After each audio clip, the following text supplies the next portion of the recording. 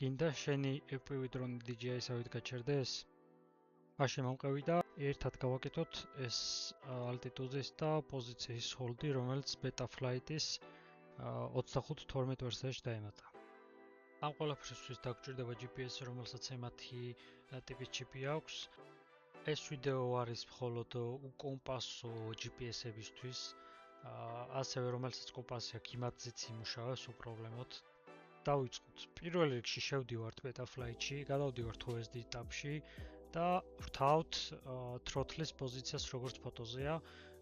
ვაგდებთ ცენტრში ან გვერდით, სადაც გვინდა და ამის შემდეგ უკვე გავდივართ გარეთ, ავფრინდებით ყველაზე ხშირად რომელი ბატარეითაც დავფრინავთ და ვცდილობთ რომ დრონი ჰაერში გავაჩეროთ მაქსიმალურად სტაბილურად.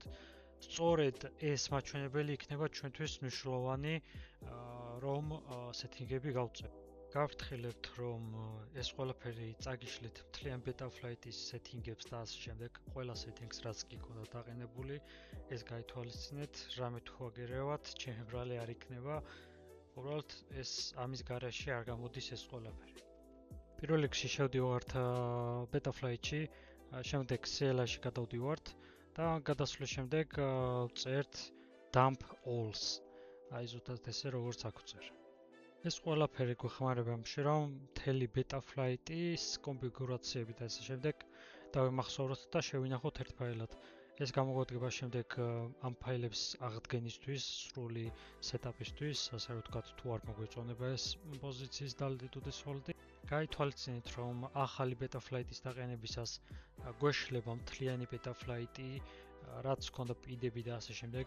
სწორედ ეს CLI კოდი აკეთებს იმას, რომ ინახავს ყველა თითქმის ყველა PDF-ს, preset-ებს და ასე შემდეგ, მოკლედ ყველანაირ პარამეტრებს, რომელიც უკვე ჩაწერილი ჰქონდა და შემდეგ უკვე თუ გადავწყვეტ, რომ ისევ იგივე წინა Betaflight-ზე დავბრუნდეთ, მაგალითად 451-ზე, CLI-ში უბრალოდ ამ კოდს დავაფასდებთ, ისევ იგივე preset-ები გვექნება, რომელიც მანამდე ჰქონდა თავიდან ბოლომდე ყველა სეტინგი. შემდეგ გადავდივართ ისევ Betaflight-ში და სულ ყველა გვერდს უღებთ ფოტოს. ყოველ შემთხვევაში რა იცით რა ხდება backup-ის მეორე ვარიანტად შესაძლებელია ეს გამოგვადგეს. ყველა გრაფას უღებთ ფოტოს. რო რამე იყოს და კოდმა არ იმუშაოს, შემდეგ უკვე ამას გამოვიყენებთ როგორც backup-ად მეორე ვარიანტად. ამის შემდეგ ჩვენ უნდა გავიგოთ რომელი ფრენის კონტროლერი გვიყენია ჩვენს დრონზე. აქ მას ვიგებთ ზემოთ მარცხენა კუთხეში target-ზე სახელი რაც არის. ამის გაგება შეგვიძლია მეორე ვარიანტით, update firmware-ს რო დავაწვევით auto-detect-ით, უნდა მოძებნოს რომელი FC გვაქვს. ამის შემდეგ ისე ვაკონექტებთ, ვიგებთ ამას ფოტოს უღებთ, ვიგებთ რომელი გვაქვს FC და bootloader-ით იგივე diffute updates ვაკეთებთ. აქ ხელით უნდა ჩავწეროთ ჩვენი ფრენის კონტროლერი რომელი გვაქვს.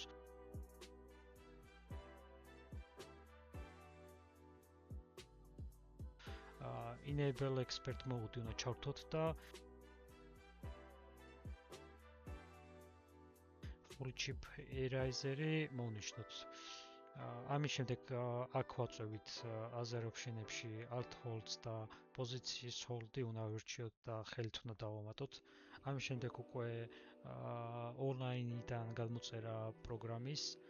აქ რო დაგვიწერს უკვე წარმატებით success-ი გააკეთა. ამის შემდეგ უკვე flash-ს ვაწვევით.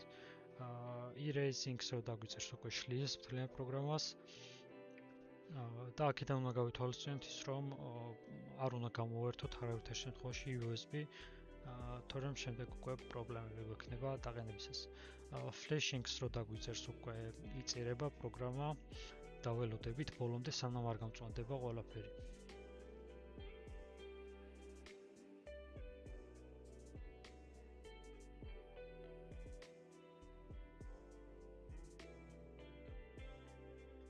ეგ არის ჩაწერა, შემდეგ უკვე connect-ს დავაწვევით.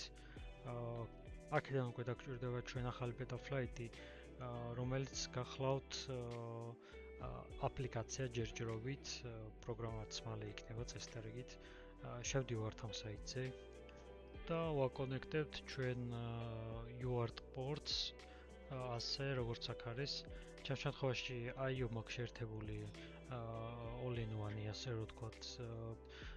ამ ყველაფრის გადატანა შეგვიძლია ერთ-ერთში თვითონ ფოტოები რასაც გადავუღეთ ამ გვერდებს და scale-ი და ასე შემდეგ, მოკლედ ყველაფერს ჩამოვყვებით და ისევ დავაყენებთ.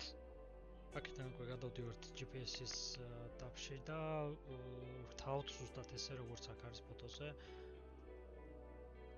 შემდეგ უკვე გადავდივართ პინდებში rate profile-ში და hover point-ში ვწერთ რამდენ პროცენტიც იყო throttle-ი, ანუ ჰაერში როცა გაჩერდა დრონი. მაგას ვწერთ მანდ. აქედან უკვე გასწავლეთ როგორ გავაკეთე მე. გადავდივართ receiver-ში. ახლა უნდა გავიგოთ throttle-ის მაჩვენებელი რამდენიცე არის. ეს დაგვჭირდება უკვე CLI-ში გასაწერად, იმისთვის რომ სწორად გავწეროთ ეს setting-ები, რათა რეალურად 30%-იანი throttle-ი, როცა დრონი ჰაერში იყო გაჩერებული, receiver-დან throttle-ის მაჩვენებელი გავიგოთ რეალურად რიცხვებში რამდენი არის. ამას ვაკეთებთ ესე ზუსტად. შემდეგ გადავდივართ უკვე CLI-ში და ზუსტად ამას ვწერთ, enter-ს ვაწევთ და შემდეგ save და ვასეივებთ. ანუ ეს ბრძანებას აძლევს, რომ კომპასის გარეშე გაკეთოს ეს ყველაფერი. აქედან უკვე გადავდივართ mode-ების tabში. შემდეგ ვეძებთ altitude, alt hold და pause holds. ჩემ შემთხვევაში პულზე მაქვს სამღილაკიანი switch-ი და სწორედ ამაზე დავაყენებ. პირველ ვარიანტში ეს გათიშული ბრძანება იქნება, არც ერთი არ იმუშავებს. მეორეზე როცა გადავრთავ უკვე altitude-ის hold-ი ჯაერთვება, ანუ სიმაღლეს შეინარჩუნებს დრონი და შემდეგ უკვე მესამე ღილაკი მექნება პოზიციის hold-ი. პოზიციის hold-ზე უკვე ჩართული იქნება altitude-ის hold-იც და ორივე ერთად იმუშავებს იდეალურად. დრონის გაქანავება მარცხნივ-მარჯვნივ წინ უკან შეგვეძლება ჩვეულებრივ, ასევე throttle-ის მომატებით დრონი ოდნავავა და გადავა ასე რომ ვთქვათ სრულ DJI-ის mode-ში ასე დავარქვი. DJI-ის mode-ია ფაქტიურად იგივეს გაკეთებს, რასაც DJI აკეთებდა ერთ-ერთში. შემდეგი ბრძანება უკვე არის ეს. აქ წერან receiver-ში რომ რიცხვი გავიგეთ, სწორედ ეს არის 30%-იანი გაზი ჩემ შემთხვევაში 1340 ნიშნავს. ვწერთ ამას და ვასეივებთ ისევ. ბოლო ეტაპი არის უკვე კალიბრიზაცია. დრონს ვდებთ მაქსიმალურად სწორ ზედაპირზე და ვაწვევით პირველ ღილაკს, რომელიც შემოხაზულია. ვაკალიბრებთ ასე ვთქვათ სისწორეს ერთგვარი თარაზოს პრინციპით. ეს დაეხმარება დრონს პოზიციის hold-ში სწორედ დადგომაში.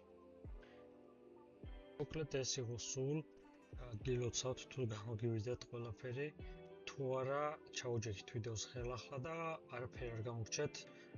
მგონი არაფერი არ გამოგრჩენია, ყველა ეტაპი სადაც გავიარე და მარტივი დასაყენებელია, ასე რომ ვთქვათ, ძალიან ბევრი რაღაც არის.